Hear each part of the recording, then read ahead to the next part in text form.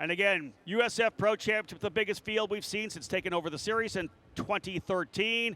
They are lining up to get things underway. 2x2, 11 deep. And for the first time, no, we're being told potentially wave off here. No, yellow flag. They've waved it off. I thought we were going, but they waved it off. Not exactly sure why the wave off here, but indeed, we will go around one more time.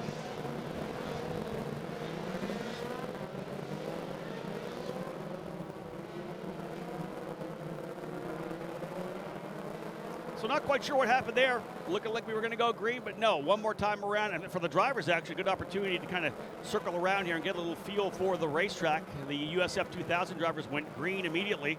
This time they'll get a little more heat built into these Continental tires. The first race for USF Pro 2000 on the Continentals, a multi-year contract signed with that global brand in the off-season. Thrilled to be working with the good folks from Continental.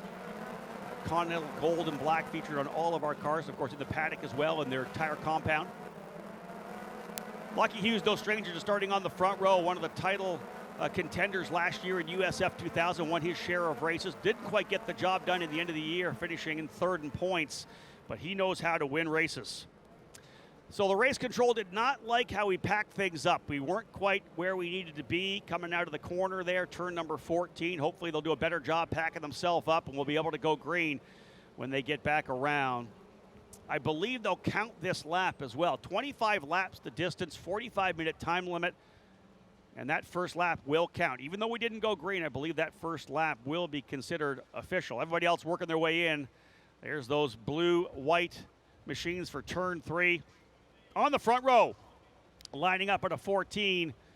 And now time to go racing. Side by side, it's time to do it for USF Pro 2000. Watch to the upper left of the screen. It's, there it is. Green, green, green, and we are going racing, and Christian Brooks popping out from the inside or outside of row number 2. He'll go wide into there as they work their way in here now. Do they come through cleanly? A couple of drivers trying to the bottom. Thus far, clean. Can they do the same coming through turn number 2? As Quinn talked about, you can't go through there 3 wide. 2 wide's even sketchy, 3 even worse. It's very tight coming through that corner. For the first time out of 3 down to turn number 4, a couple drivers running the defensive line down the inside. Everybody running clean so far. Matt Clark pushing hard, but you can see the scholarship car of Simon Sykes on the outside as he holds the spot. Opening lap here for USF Pro 2000. Through the back part of the racetrack here right now, turns 7 and 8, crucial double right-hander. This is when you get to the power down to bring you all the way down to turn number 10, turn 9, a little kink in the long run down there by the bay. And here they come down cleanly. Oh, a couple drivers together further back. Matt Clark, I believe, one of them. Contact between 2 drivers. Opening lap coming out of turn number 9. So we'll go yellow early in USF Pro 2000, just as we did in USF 2000. 2 drivers are together. Caution here on the racetrack for USF Pro 2000. That was coming out of turn number 9. Not quite sure who it is right now, but out of 9 drivers, right? As they come through, we'll be able to see who's dropping down the order. Simon Sykes, the driver involved. Sorry for those of you who are cheering for Matt Clark. He's up into 11th. Back home, you're probably wondering what I'm saying. Simon Sykes and David Morales, I believe, the 2 drivers involved. And man, that's a tough one for Sykes. I believe he wrecked in the first race last year. Still was able to go on to win the championship.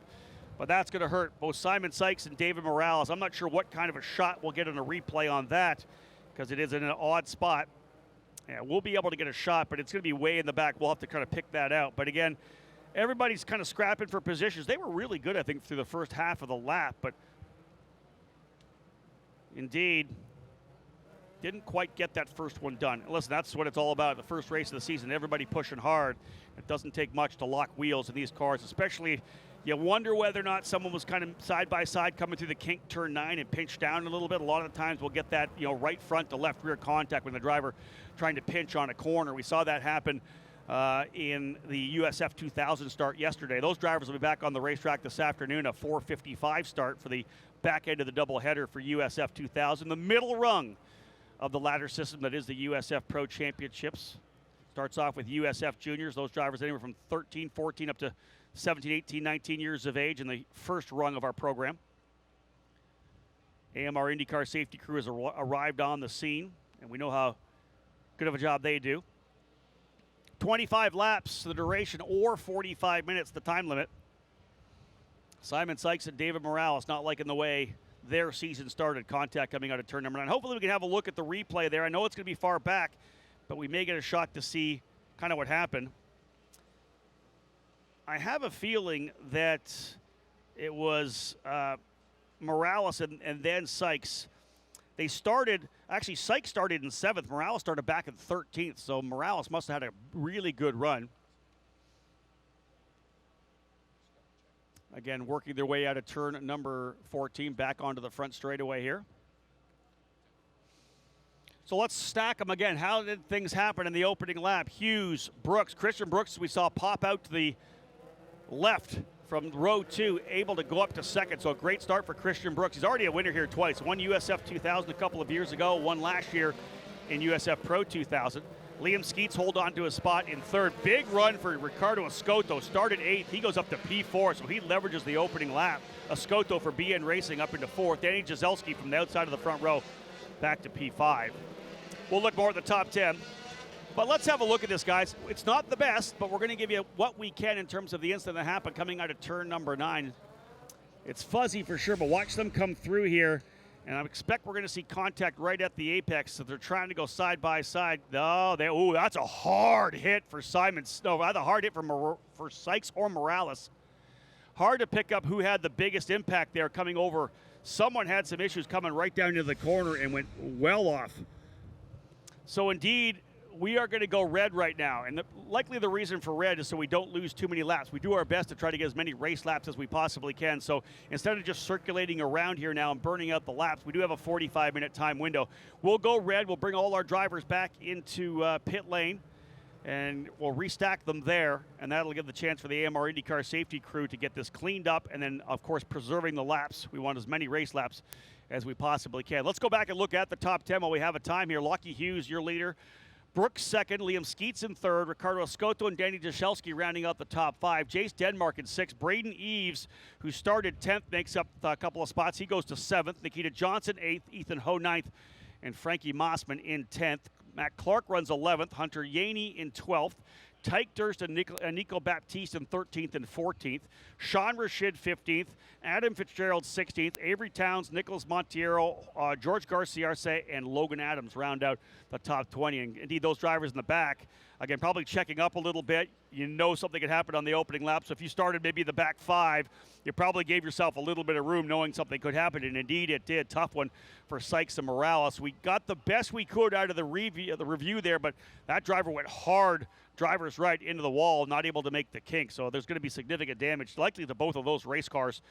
They'll be back. Of course, they have time. They have the rest of the day, but they are back on track tomorrow morning at 8 a.m. So, yeah, not surprising to me. You see the forklift coming. That was a hard hit. And when the forklift comes out, it means we've moved the concrete blocks that are the wall. So take that as a little indication of the significance and the weight of the incident and the hit, the impact there for whichever driver nosed it straight in. Quinn Armstrong, our USF 2000 driver for D-Force Racing, 8th yesterday in the opening round for USF 2000. Probably didn't know you were going to do this much heavy lifting in the booth. As I'm going to come back to you to chat a little bit. Opening lap, listen, everything really happened behind you, but close quarters up front, right? The opening lap, you really got to be give and take. You want to get that spot. We all know the start's the best opportunity to gain positions, but you can also lose so much. Yeah, it is. It's a tale of wins and losses, I suppose. You know, everyone wants the same thing. Everyone wants to win, whether you're in the back or whether you're in the front. Everyone wants to win, but it's how you go about winning or getting to the front that really dictates not only just the race, but your championship as well. Because so much of it is if you make one wrong decision, it can mean bad things for a championship run. So let's say that. There's skills that you have to have. There's skills in the hands, there's skills in the feet, what you do driving the car, but managing your mindset is always, I think, a big part that a lot of people don't talk about, the mindset of being a race car driver. Like you said, there are highs and lows, there are wins and losses every lap, right? You're counting those up.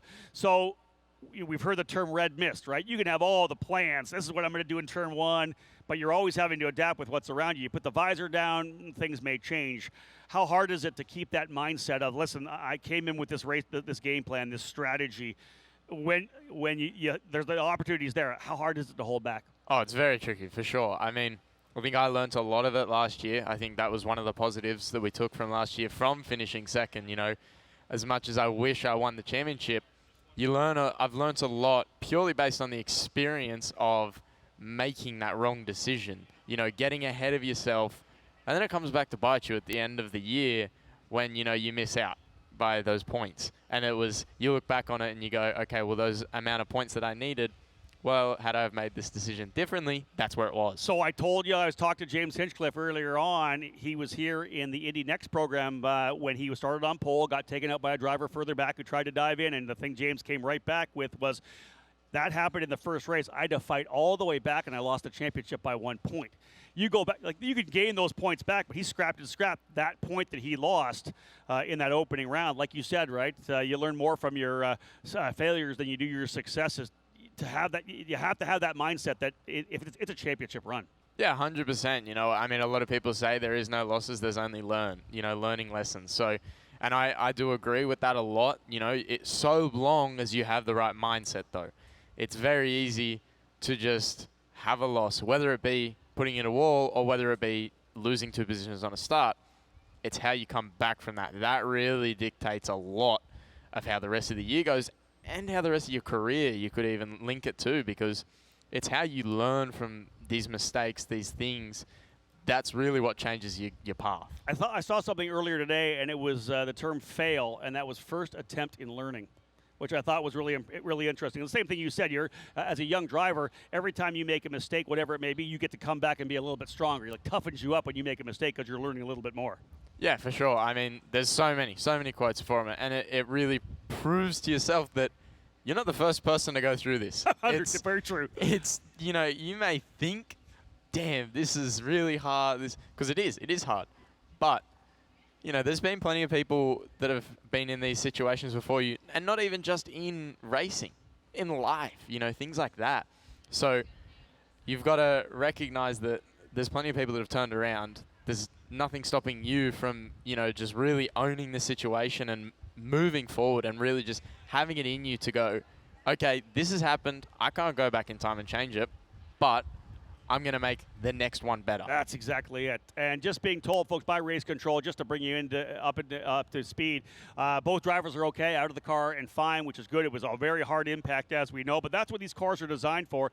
And again, anytime we have an incident like this, shout out to the guys and the crew and everybody at Tatis, which builds the cars for our series. All 3 levels built by Tatis. We had the Halo put on a couple of years ago. That is already shown to be a huge safety factor in many of our events there in 2022 and 2023. So excited, again, to be with Tatis, and those cars, of course, unbelievably safe as well.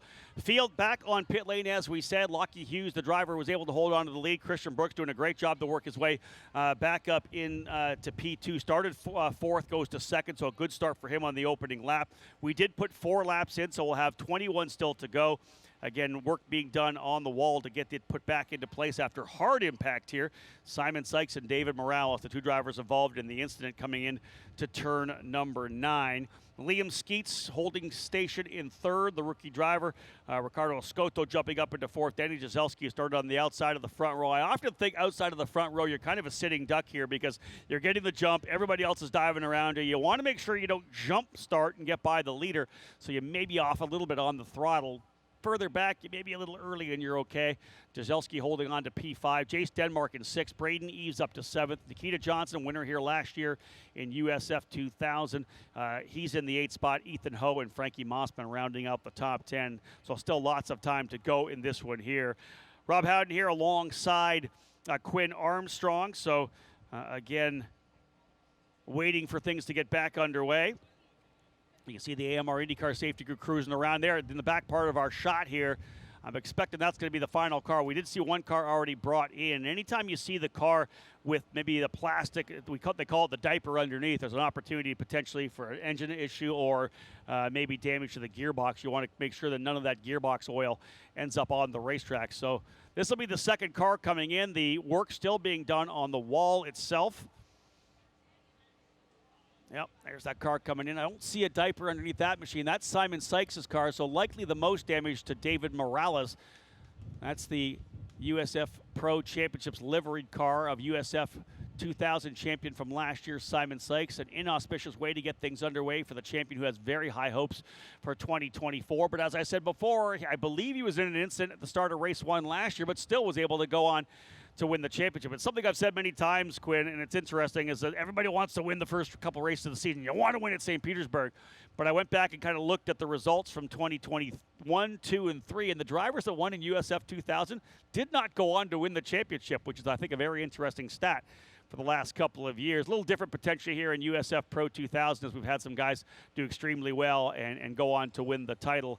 And again, your mindset's a bit different, but you're thinking about learning, right? This is your first year in USF 2000. You still don't have your full season locked and loaded, but obviously I think already a great opportunity to learn, and I think from what you did yesterday, you're going to be able to apply that for what's going to happen later on today. Yeah, for sure. Again, building on what we've learned, it's so crucial. I'll say it again and again, this whole time, that there's never a point in racing where you have nothing to learn. I can say that on everyone's behalf. Very, very true. I can say that pretty confidently that even Max Verstappen, who is dominating F1, I'm sure, that he is still rocking up to the track, doing something different, trying something different, and learning that it may work or it may not work. Let's take the opportunity to talk about your team, D-Force Racing. They have won championships before in our series. And I know that I've had a chance to go on a track walk with the team on a number of occasions. And, you've got some pretty impressive people there. These track walks, when you're walking around the track, you hear track walk, but, man, you guys really dive into every corner, how you approach it, where you're going to roll on speed. Talk a little about your team, D-Force Racing, and how great they've been for your career. I mean, they've been my career in cars, really. I started with them, and I've stayed with them since, and for me, there's never really been a time that I've gone, I need to go somewhere else, because it's always been such a good atmosphere, I feel, to be in it. They've made me feel like I belong there, even though it's such a diverse team, there's Mexicans, Brazilians, Americans, Canadians, and now Australian, like myself. Yep. But you still, everyone seems to work in so well with each other. That's really such a big part of it that, okay, we've had different childhoods and things like that, but it still works. So that's for sure a big part in my mind, that it just works. Yeah, you know what? I hear that a lot for D-Force Racing, the word family. They bring that up a lot. Very diverse lineup of drivers. And as you see, racers have came back onto the track. Awesome job by the track staff to get this facility, this race course back where it needs to be. So again, 4 laps will go down. When they come back around, it'll be lap number 5. Not sure where we are in terms on time. This could come down to a timed race, as I said. Quite a bit there rolling through as we brought those cars into pit lane for the red flag. But again, hard impact. Glad to hear nothing wrong with Simon Sykes and David Morales.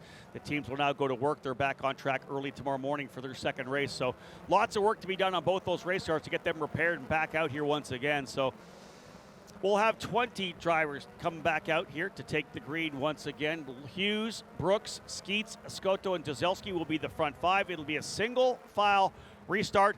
And again, one of the things about this, and we talked about it with Quinn, it's a long straightaway here to turn 14 down to turn 1. Sometimes starting on the pole to restart, you're kind of like a sitting duck. Same thing with the Indianapolis Motor Speedway. It's such a long run all the way down into turn number 1 when you're running the road course there.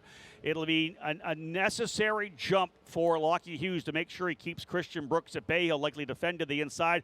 Whatever you do, don't spin the tires. Try to roll on the throttle. You get the jump, and here they come out of turn number 14. We're going to see the green flag flying already. And again, we are now underway once again. Back at it here. Green flag flying, and a good jump for Lockie Hughes. Nicely done for the Australian rookie. Can he hold it down into position? He does. He'll come through. Brooks into second. Skeets running in third. Escoto still fourth. Couple drivers further back looking to potentially make a move to the inside. Otherwise, everybody clean and green so far. So through the opening couple of corners. Again, tires have been cold. They've been sitting on the pit lane for a bit, even though it is 80 degrees here trackside, quite humid. with a little bit of breeze here on a Saturday now afternoon in St. Petersburg, Florida. Through the tight section back part of this racetrack, 5, 6, 7, and 8. They'll come through turn number 6, turn 7 and 8, the right-hand box, essentially the back part of the racetrack, out of turn number 8. Here, the kink, turn number 9. That's where the incident happened between Morales and Sykes. This is the first run down to the heartbreaking turn number 10. You really have to watch this corner, as we know. Here's a move further back, coming down the inside. That's a strong run, I believe. That might have been Baptiste or Yaney making a move to the inside there. Might have been Hunter Yaney, I think, making that move. Again, we'll reset them when they come out to see if we had any overtakes in this opening circuit. Everybody else just doing their best to get those tires up to temp. I was told that a driver would be coming into pit lane, potentially number 33 having an issue, potentially coming in to get a tire. Yeah, Tyke Durst had to make a pit stop, an issue with him, so Durst having to come in. Other than that, yeah, Hunter Yaney able to get by Frankie Mossman. That was the move up to 11. So that move to the inside. Yaney by Mossman trying to work his way back up into the top 10. That spot currently being held by the rookie Ethan Ho. So drivers got kind of settling things down. And again, it was just the one incident there, although side by side coming through. Oh, that was tight. That was Mossman trying to hold off Nico Baptiste. Trying the outside at turn number 4. Quinn, that is not an easy place to make a pass. Try to go on the outside of turn 4. I think you're rolling the dice a little bit. Yeah, I would say it's rolling a dice that is going to land on nothing. Like, it's so tight. It bottlenecks again down there, and it just gets, the grip gets less and less and less and less as you stay out there. Look, if you make it work, you're going to be really happy with yourself, but if you don't make it work, you're really going to be kicking yourself. Low percentage. Yeah, yeah, it's a low percentage move. Both drivers able to get through this time. Baptiste checked out of that one. We did see a couple passes coming through that corner, then diving into the inside of turn number 5. But nonetheless, not going to happen, trying to hang the outside of turn number 4. Here's a side-by-side run through turn number 1 over to 2 here as well. That, I think, a little further back. Up front, it's now a 1.1 second lead for Lockie Hughes. He's been able to pull away early. Look at the scrap further back. Defense to the inside. That is a good scrap there. That's Braden Eves going at it, I think, maybe with Nikita Johnson. Although that's a D-Force driver behind him. That might be Matt Clark. I think Johnson may have got by Eves, trying to pick this up coming through. Yeah, there's Johnson in the 19, so Eves has moved back a spot. Moved Johnson up into 7th. Braden Eves back into 8th, and he's doing his best to now defend from Matt Clark. So that's the battle just outside the top 5. Another one of the great opportunities to pass down here into turn number 10. Here we go again. Look to the inside. No, that was Yaney potentially looking inside of Ho. That was a battle for 10th. So Hunter Yaney, a driver on the move here right now, trying to get himself forward. Started 15th, got a couple of spots, obviously, for the incident that took 2 drivers out of the race. He's raced his way up a couple. So Hunter Yaney for TJ Speed Motorsports, the American, now into 11th. A couple years in F3 for Hunter Yaney. Great to have him back here as part of the USF Pro Championships battle. Oh, there's a scrap right there. There's a move. Big move to the inside. I think that might have been Nikita Johnson again. There's Brooks, Skeets, Skoto, Dzelski. Actually, I think it might have been further back. We're seeing some good racing here in the USF Pro 2000 category. As I said at the start of the broadcast here, the largest field we've had since we took over the series in 2013. Back then, in 2012, it was known as the Star Mazda Championship. They elected to shut that program down. Anderson Promotions elected to pick that brand up and add it to the USF 2000 program, which actually debuted here 15 years ago. 2010 was the first year we had USF 2000 here. A young driver named Sage Karam sweeping the weekend in USF 2000. But again, this program went through Pro Mazda, Indy Pro 2000, now to USF Pro 2000. Oh, driver's gone off to the inside of the racetrack there, pushing hard. That might have been a Skoto. No, he's across the line already. We'll find out which driver went to the inside. That could have been Jace Denmark. He's falling down the order. Yeah, Denmark falling all the way down. Not sure what happened with Denmark. How about 3 wide to turn number 1? Hold your breath for this one. 3 wide out of 1 over to turn number 2. Driver down the inside. You have to watch. If you're on the inside there, you get into that curbing, it's going to shoot you up and in the air. A lot of racing there. So Johnson goes up to 6th, Eves to 7th, Clark 8th, Ho 9th, Yaney 10th, as Denmark falling all the way down to the tail of the field in 20th. Another one of the Pabst cars in trouble. And here's another side-by-side run through 5, 6, and 7. Why not? Quinn, what do you think about side-by-side through turns 5 and 6? Pretty scary. I like it. I think those are the words I would use as well. You don't normally see that happen when a driver's here starting to get aggressive. Some of these drivers trying to work their way forward and really starting to roll it down. This is, again, the top rung of our ladder, the USF Pro Championships. Many of these drivers have come up through USF 2000. They have significant time navigating these streets and airports, strips of St. Petersburg, so they know where to take advantage. And again, we're working our way into lap number 10 now. They put 10 down, lap 11 starting. Again, unsure whether or not we're going to be going to a timed race at this point here. The board on top here we're watching still says 25 laps, so they haven't flipped over yet to the timed race. Sean Rashid having a good run up into 12th. He's one of the drivers further back there, pretty aggressive. Sean Rashid, who was at the very tail of the field in practice, but then found almost a full second in qualifying, moving his way up nicely. Sean Rashid up into 18th in qualifying. He has already got his way now up into 12th, so a good run so far for Sean Rashid. And again, there's Brooks and Skeets, second and third. Fourth place driver is Escoto. Fifth, Deselski. Sixth is Johnson. Seventh, Eves. As they work their way back over here to turn number 10. Drivers kind of settling in. You see the gap, but here comes a fight further back. Another move to the inside. Hunter Yaney has used that move to the inside of turn number 10. That is, I believe, his third pass there. I think he goes to the inside of Ethan Ho. Yaney, what a drive right now for Hunter. Started back in 15th. I think he's up to P9. That is a solid advancement in a field of this size. Driver to the inside coming down into 1. I don't know if that was a defensive move or a potential issue for one of the drivers slowing into the corner. That, I think, potentially maybe Danny Deselski. Driver slowing coming down there. So contact with Jace Denmark puts him off the track, and being told that number 2 of Adam Fitzgerald potentially went off and turned into the runoff of turn number 10. So a couple drivers falling down the order, Fitzgerald and Denmark. So we have, I believe, 18 drivers still on the racetrack, but we've seen a lot of action there, and potentially there's trouble. Deselski could be front wing damage, to be honest. We'll watch him. He's getting challenged right now by Hunter Yaney. So Danny Deselski, the turn 3 driver, dropping back a bit. Here comes Hunter Yaney to the inside once again. No, the front wing doesn't look too bad there for Deselski, but he's definitely falling back. Another pass to the inside potentially coming here. There's a move inside, I believe, the 68 of Ethan Ho. Mossman in the J. Howard driver development number 6 diving up the inside as well. Turn 10 has kind of been the place everybody's leveraged thus far. We haven't seen a lot of passes down into turn number 1. It's been turn 10, getting through the 7-8 complex, as I said, getting that power down early. That's where you kind of it is the payoff. If you can get out of turn number 7 and 8 cleanly, you get a better run early to the power. Better run down. You can go to the inside into turn number 10. A lot of overtaking happening there. Let's reset the top 10 for you here. Hughes leading now by 2.8 seconds. Lockie Hughes looking to win on his debut for turn 3 motorsports and in the USF Pro 2000 category. Christian Brooks second, Skeets third. Escoto and Johnson have held station. That's where they've been in the top 5 for majority of the race. Braden Eves now up into 6th spot after the issue with Deselski. Oh, another driver, Avery Towns, not able to get through. Turn number 4 is on the outside. We talked about that, electing to head to the runoff room there for Towns, who was running 15th. But Eves up to 6th, Clark to 7th, Yaney now 8th, Mossman 9th, and Ethan Ho holding on to 10th.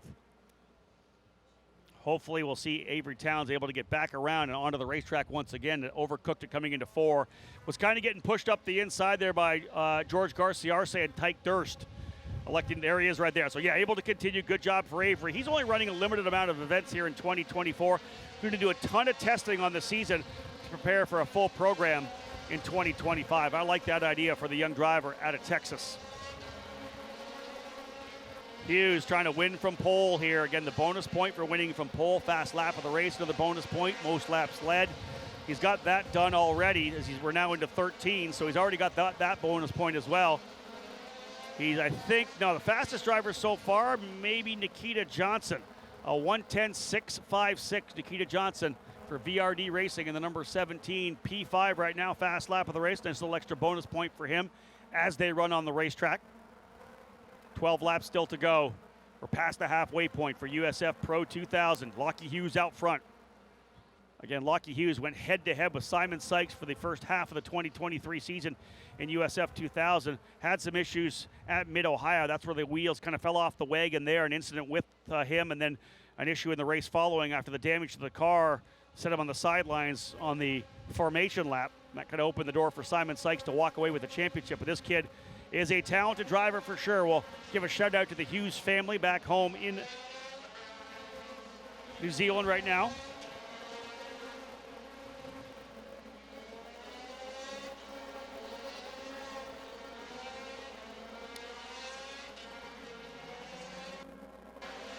Everybody digging in, as we know. I said New Zealand, I mean Australia. I always do. Listen, you got to come in here, Quinn Armstrong. He's a fellow Aussie. What? I make that mistake a lot. Yeah, it happens a lot. And people don't like that, do they? No. Oh, maybe some other Let's people. be real. But I'm not too bothered by it. Look, a lot of people, it's always used when like people like Scott McLaughlin, people refer to him as an Aussie sometimes. Yeah. But he's a New Zealander. But it gets confused. Look, Well, it's not like I called Lockie's races all last year. Look, you can say close enough. True enough. The driver from the Southern Hemisphere. That will cover everything. Yeah, for that'll right? work. I love it. Yeah, so pardon me. Australia for Lockie Hughes. And we do, again, it's been a great thing that we've had. We've had a lot of drivers from Australia. We mentioned, of course, Quinn here as well. A number of drivers from New Zealand have come to be part of our program as well. A lot of drivers from the Southern Hemisphere. As I said, we got full course yellow. Full course yellow at start finish. Not sure what's going on here right now. Being told potentially turn number 8. Driver number 32, Sean Rashid, in the tires of turn number 8. Tough one for Sean. He was having such a good run. It worked his way from deep. There he is right there. Coming into that corner. I think I was calling that turn 7, but those final couple of corners on the racetrack just overcooked it coming in there into the tires. How easy is that to do, Quinn? You know, you're trying to roll. It's so important that those two corners, right? To get through there, to get that big run out on to over to turn number 10. How easy is it to maybe get in there too quick? It's very easy, I would say, on your own. And then, I mean, obviously we haven't seen the replay yet, but whether someone has sort of forced a little bit of a nose in there, then it's pretty much game over for the guy on the outside. So we'll see what happens. But yeah, even on your own, it's a mission to go through there as fast as you possibly can. And it's, of all the corners on the track, turn 7 there and the next corner, turn 8, that's where it really becomes a street course. You know, they talk about this being a little bit of a hybrid in the sense that, I mean, the runway is, you can go 5 wide. Yeah. And then it narrows down a lot through here. So, yeah, it really is tricky. So that begs the question. I think one of the things here we see in a lot of the parts of this racetrack, we talked about fast corners and slow corners. I think a lot of it for you guys, especially when you're kind of setting up for the corner, it's the precise turn-in, right? If you miss that turn-in point, you can't get back to the apex. That's when you're out of the groove. I think a lot of the issues we've seen turn 4 is when a driver just doesn't get that turn-in correct, maybe over brakes a bit, gets past the turn-in, and then you're in a ton of trouble when you're out of the grip. Yeah, for sure. And obviously being a street, normally they build streets as a little bit of a crest so that the water can run off. But it means is if you don't get in on that camber towards the inside, your normal speed that you may run through there at, all of a sudden it's a lot harder and you may end up in the wall. And then at the same time, it's very easy to be too early and then just tap the inside wall, but that will send you straight. That's a turn 3 issue. Yeah. But you mentioned the crown of the road, right? That's a huge thing when you're running a street circuit. The crown of the road designed to make sure the water all fades off into the outside. And like you said, if you're on the other side, it's essentially off camber. You almost have a banked corner on the inside with the crown. When you tip yourself up over top, it's actually off camber, and it's going to send that car off the racetrack again. Yeah, it's very tricky. It's one of the things that we go into very deep detail on the track walks because, you start off camber. So the start of the turn in the corner is going to feel pretty bad a lot of the time, but then you get over it and then it feels really good. But it's finding the sweet spot. That's it. That's what you got to do, and that's how you get, the faster laps. AMR IndyCar safety team on the scene as you see. They'll get the car of Sean Rashid up on the hook. He falls down to 18th, exactly where he started. So, again, let's have a look at the top 10 as we are once again in a yellow flag situation. I don't think that we'll go red for this one. Here's a good possibility that with the 9 laps still remaining, we'll continue to circulate here. Lockie Hughes, your leader, that 2.8-second lead. disappears. That is one of the things that we didn't kind of bring up. When you're a leader like that, you've pulled out into a lead, the last thing you want to see is a yellow flag, because Lockheed done a great job pulling away, almost sets the fast lap, just 3 thousandths of a second slower than the lap of Nikita Johnson, who still has that bonus point right now. Hughes your leader, Brooks second, Skeets in third, Escoto fourth, Johnson fifth, Eves now sixth, Clark seventh, Yaney up into eighth. Hunter Yaney started in 15th. He's made some great passes. He's benefited by drivers having issues. Up into eighth for the TJ Speed driver. Frankie Mossman now in ninth. And Ethan Ho rounding out the top 10. Some drivers starting further back, staying out of trouble, really benefiting right now. Nico Baptiste, 11th. Nicholas Montiero in 12th. Logan Adams, who started down in 21st. He's currently running 13th. George Garcia Arce in 14th. Tyke Durst, Adam Fitzgerald, and Avery Towns round out the 17 drivers that remain on the racetrack right now. At this point, still have not been told at all yet that we're going to potentially a timed race. Again, 45 minutes, as I had said. That's a long time limit for our drivers here. 25 laps or 45 minutes. So again, behind our pace car here are the drivers in USF Pro 2000, the first of two races. The doubleheader here at the Grand Prix of St. Petersburg, starting off the 2024 season. All of our drivers will now head to NOLA Motorsports Park in early April. We'll have the USF Juniors drivers, the young pilots of our program, joining our USF 2000 and USF Pro 2000 drivers at that event. Of course, all the coverage throughout the season available on the USF Pro Championships app. If you haven't downloaded that yet, live timing, all the live coverage. My USF Pro Insider podcast is on there. All the episodes of our documentary, The Climb, which we're restarting here for 2024. A fantastic mini documentary that our crew produced last year. Great way to get up close and personal with all of our drivers. If you haven't downloaded the app yet, I would say get on that. Get that app downloaded. You'll be able to follow all of our races. And, of course, you'll also be able to tune in on USF Pro Championships, the YouTube channel, the app, and each of this series' websites. We have a live timing page there as well, with live timing and live coverage. 17 laps in. They'll put 18 laps in the books when they come back around. Looks to me like that pace car trying to get on the throttle a little bit. That tells me we may be going green flag this next time by. So we could have ourselves a 7-lap dash. And again, Hughes, that 2.8 second lead he had, goodbye. Christian Brooks wringing the hands like, all right, one more shot at it. Hughes was able to get a good jump last time coming out of 14, and watch them as they stack in. There you go, up top corner. Looks like we are now going to a timed race. 9 minutes and 40 seconds at the top left corner of the screen. We'll see whether or not that clicks down once we go across the line. Good start here for Lockie Hughes, as once again they'll roll their way down into turn number one. Liam Skeets down to the inside. Big block move to try to hold off Ricardo Escoto. Hughes is going to hold the spot. Escoto deep into the corner. He gets it done. Book it. Ricardo Escoto through to P3. So up to third for Escoto. Good start there for him. Johnson now going to work on Liam Skeets. Tough one. Like we say, the restarts are an excellent opportunity to overtake, whether there or a big move down into the corner here at turn number 4. You can see drivers fighting further back there. There's a side-by-side run. One of the VRD drivers going at it with a turn 3 motorsport machine. They're side-by-side as well. That's actually the BN machine of Nico Baptiste going at it, I believe, with Ethan Ho. So hardcore racing for the final spot inside the top 10. Drivers back at it, getting that mind right to go to work here. We were told potentially a driver has gone off in turn number 4, maybe in the tires. That might be the 33 of Tyke Durst. We're still green right now. No, and here comes the yellow again. So on the restart, Tyke Durst in the number 33 has put it in the tires in turn number 4. So just as we got going, we are full course yellow again. There it is, turn number 4. So easy to do. I'm sure we'll get a replay of that, or hopefully we'll get a replay of that. I don't want to say for certainty that we'll have an opportunity to get that, but we may. Tyke Durst going off in turn 4. It's happened a couple of times to us this weekend. I'm sure will happen throughout the weekend here with the additional racing still to come. It's an easy thing to do. Quinn, of course, talked about that a little bit already. AMR IndyCar safety crew arriving on the scene. I don't know that there's going to be a ton of damage there right now. again, I talk about it, Quinn, the restarts being an opportunity to overtake, but you can also make a minor mistake. You wonder whether somebody maybe was down on the inside of him there. The bottom line is, we talked about it right before the yellow. If you're not in the right place, if you have not got that car pointed down to the apex, not hard to lose that grip and find yourself in the tires on the outside of the track. Yeah, it gets very tight, and I think that may have been what happened, you know, just a bit of ambition over adhesion, I suppose, as they call it. But I've never heard that before.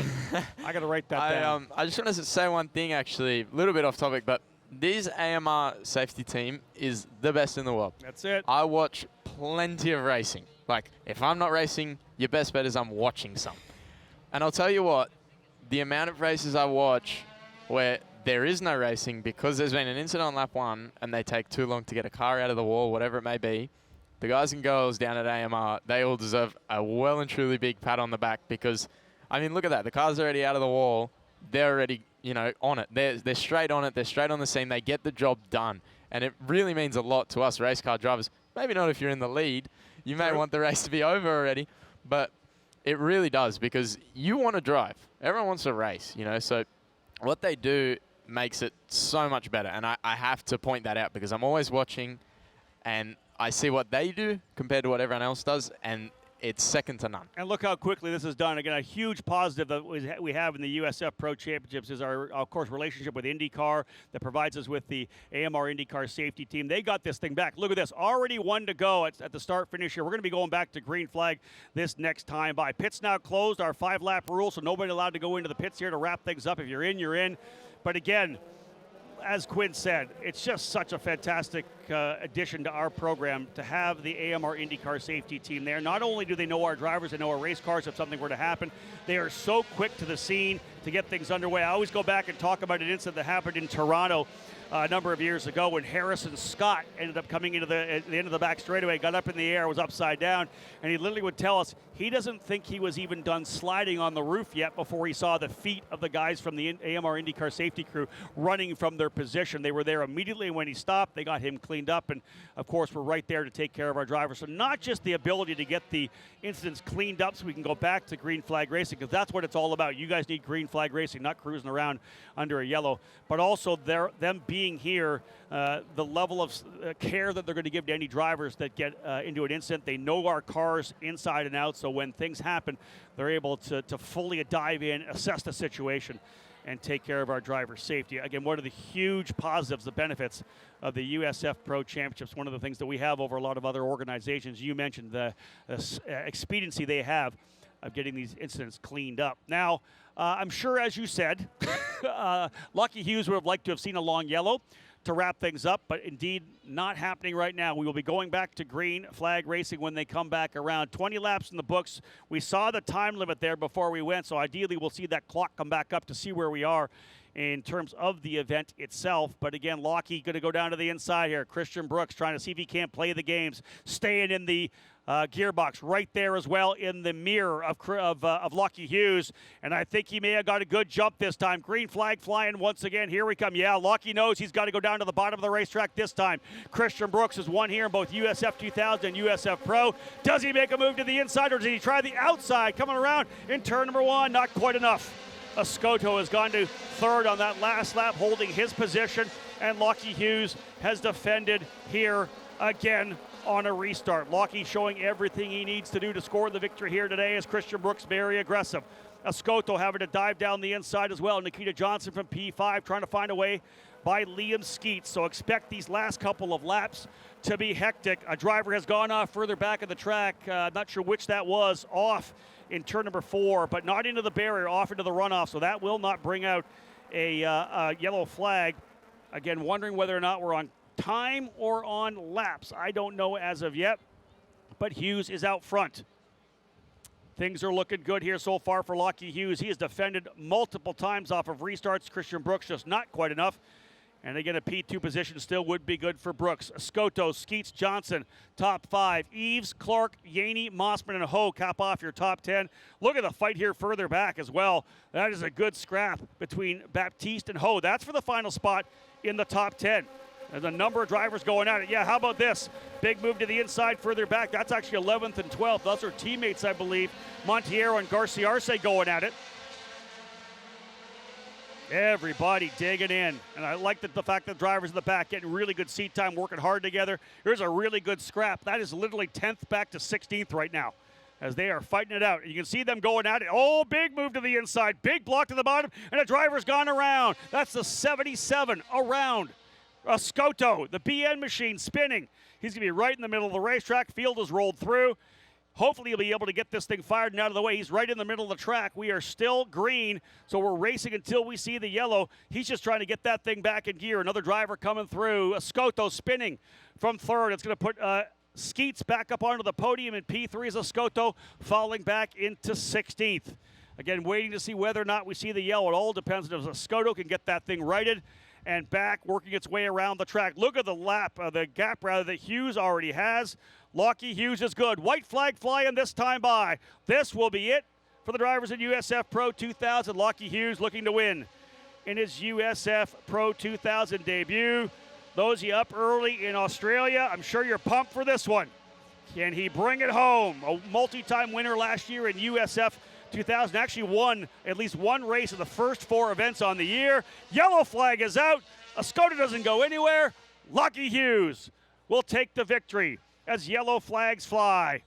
Hughes with the win. Brooks in second. Skeets in third.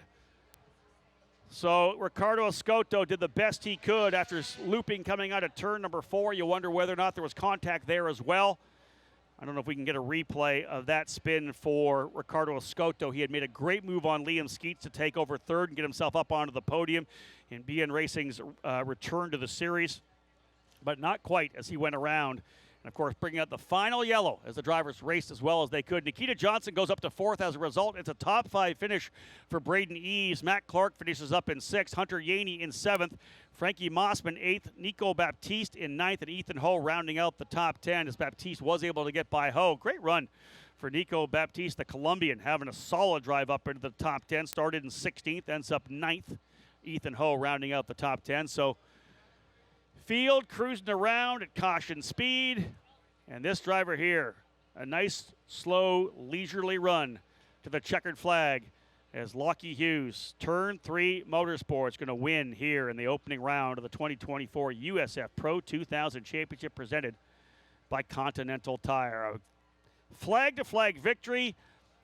He did not get the fast lap. That still belongs to Nikita Johnson, a 1:10.626 to a 6:29. 3 thousandths faster for Nikita Johnson to steal that bonus point away from what would have been a perfect race so far. Qualified pole, most laps led, win. You need to have that final bonus point to pull the full 33. So indeed, checkered flag flying here at start-finish. Let's give you the rundown. Hughes, Brooks, Skeets, Johnson, Eves, Clark 6th, Yaney 7th, Mossman 8th, Baptiste 9th, Ho in 10th, Garciarce 11th, Montiero 12th, Logan Adams 13th, Towns 14th, and Adam Fitzgerald going to wrap it up here in 15th position. There are your unofficial results. Lockie Hughes, Christian Brooks, and Liam Skeets going to work their way up here. Lockie Hughes is a rookie. They are not on the side of his car, so a rookie here, a couple of rookies on the podium.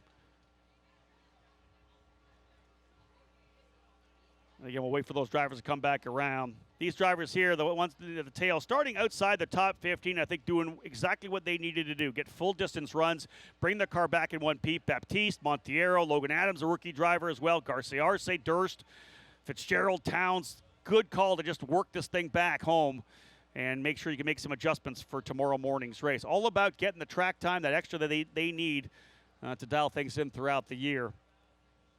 Lockie Hughes, though, will be happy with this win for him, holding off Christian Brooks in a couple of major runs. Again, right to the time limit here for the drivers in USF Pro 2000, and I was a little surprised. I think I knew there was going to be a couple of incidents, but knowing with the fact that they had gone clean and green through both practice and qualifying, I'd hoped for maybe a cleaner run, a number of cautions slowing the action here. But we will see Lockie Hughes, Christian Brooks, and Liam Skeets back up here. Quinn Armstrong, what do you think? Let's wrap up with you. D-Force USF 2000 driver. You're back on track this afternoon at 4:55. That was a wild one. Yeah, that's probably a good word to use to describe it. I don't really think I could beat that. Look, it's a big field. It's always going to happen. There's a lot of rookies as well, so And as you say, some of them first time on a street course. So it happens. I think from the incidents, definitely maximize the track time thanks to the safety crew. But yeah, definitely would have liked to have seen more of a race, but hey, it's part of it. We'll see how they go tomorrow. Hopefully everyone learns something. I mean, as I said, it's back to learning. We've talked about learning the entire time. Hopefully they can learn from this run, right? Of course. There's always something to learn, whether you've just won like Lockie has, or, you know, whether you're in the back or you may have had an incident. So here he is pulling up. I'm sure he would be pretty over the moon. Yeah, he's going to be pretty pumped when he gets out of here. We'll do that for a second. Then we're going to come back and chat with you just to cap things off. Here's Lockie Hughes. He won a number of races last year, as I said, folks. Indeed, here at St. Petersburg as well, but he has started the season off with a victory, and he is pumped. Turn 3, Motorsports, Peter and Mandy Dempsey will be thrilled with this as well. There's Peter right there. Great way to start the season for Turn 3. Lockie Hughes, the Australian, scoring the race win. Let's wrap things up with you, Quinn. Obviously, you're back at it here this afternoon at 4:45. Australian driver who needs support. You want to keep racing. You want to get back here and run the entire program this year. Hopefully people step up and get behind you. But if they want to follow you on social media, how do they do it? Yeah, so I have an Instagram. That's really a good way. It's Quinn_Armstrong_. That's one of the many ways to find me. I also have a website. So if you just type up Quinn Armstrong Racing, there's ways to get in contact there, because yeah, we're really pushing hard to get this whole championship going, because this is what I come here to do. I come here to race, and I come here to do well in it. So thank you, Rob. Thank you very much, man. Quinn Armstrong, second last year in the USF Juniors program, 8th yesterday in his debut in USF 2000. He'll be back at it this afternoon. Well-spoken young man, and fantastic to have him in the booth. Great job by Quinn, providing a lot of great insight here, and we really worked him hard with all the yellows that we had, no doubt about that. But again, drivers out of the cars here, the top 3 will come and work their way over here to join us before we go into the victory podium. And again, an opportunity to celebrate the successes of Lockie Hughes. Fantastic run for Lockie here in Turn 3 Motorsports as they're able to get their first win here of the 2024 season.